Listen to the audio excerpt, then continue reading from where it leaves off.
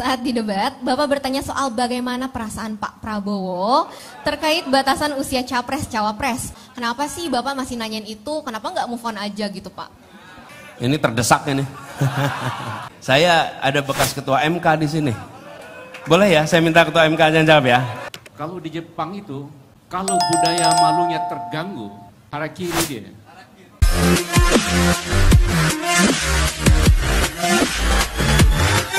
Saat di debat, waduh debat nih Pak, siap Pak? Saat di debat, Bapak bertanya soal bagaimana perasaan Pak Prabowo terkait batasan usia capres-cawapres. Padahal kan itu sudah jadi putusan MK Pak, sudah ada sidang etiknya juga. Kenapa sih Bapak masih nanyain itu, kenapa nggak move on aja gitu Pak?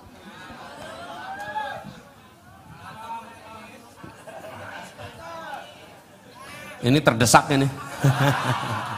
Gini, saya ada bekas ketua MK di sini. Boleh ya, saya minta ketua MK aja jawab ya. Boleh ya. Pak Zul, di sini Pak Zul. Ayo ke Pak Zul, Pak Hamdan, Pak Hamdan. Pak Hamdan. Sini. Suaranya lebih mantap.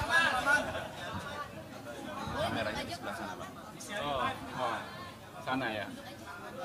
Enggak, sini aja.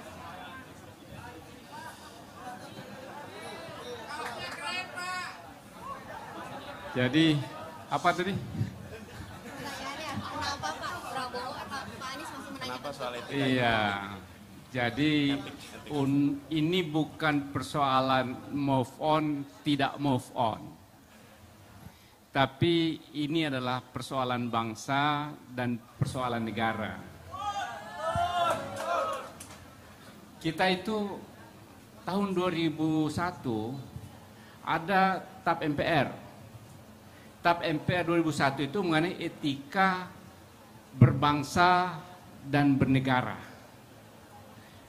Seluruh pejabat negara, seluruh warga negara, sampai kapanpun itu harus memiliki, mengembangkan, dan menghormati etika. Jadi, etika itu kan menyangkut baik dan buruk. Budaya malu. Kalau tidak punya etika, dia tidak punya malu.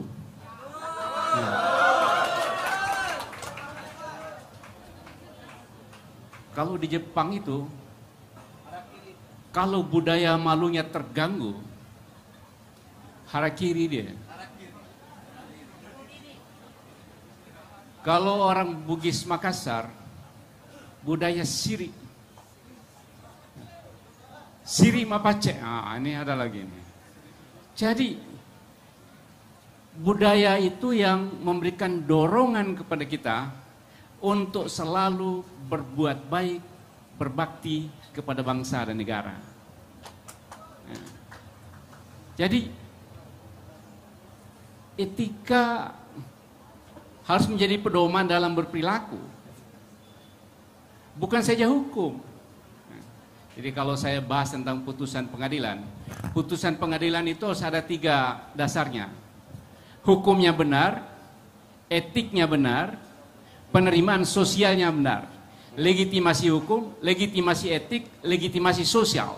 Itulah hukum yang benar-benar bagus. Kalau hilang salah satunya, maka hukum itu pincang.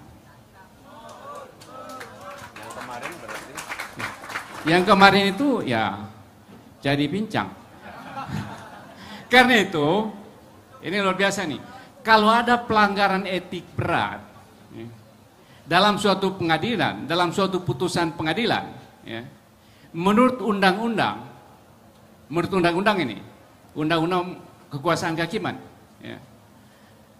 itu putusan itu harus dianggap tidak sah karena kehilangan landasan etiknya. Dan harus diproses ulang. Ya. Jadi itulah masalah etik, bukan masalah move on, tidak move on, tapi ketika pejabat pemerintahan atau calon pejabat pemerintahan tidak menghormati atau mengabaikan etik, kita tidak bayangkan bagaimana bangsa kita ke depan.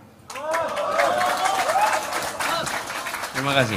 Jadi tadi Pak Hamdan kalau saya bagi saya 3, dia harus benar secara hukum, benar secara etik, dan diterima secara sosial. Jadi kalau yang peristiwa itu dari 3 ini bagaimana Pak Hamdan?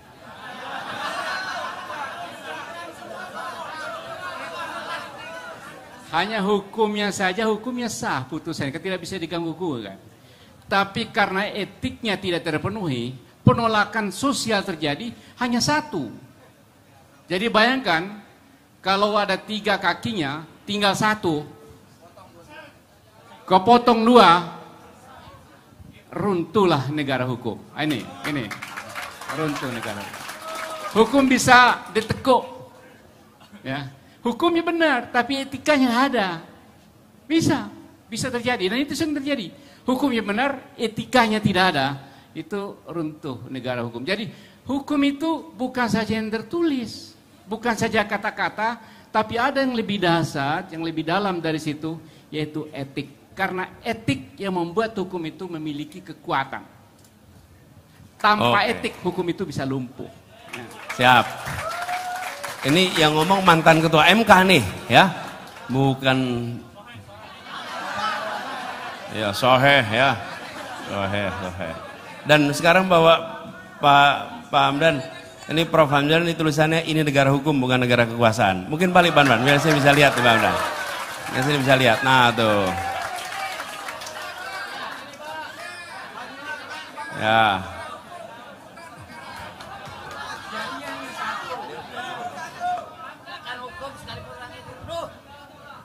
Oke, sip. Terima kasih, Prof Hamdan. Terima kasih, saya sudah dibantu menjawab.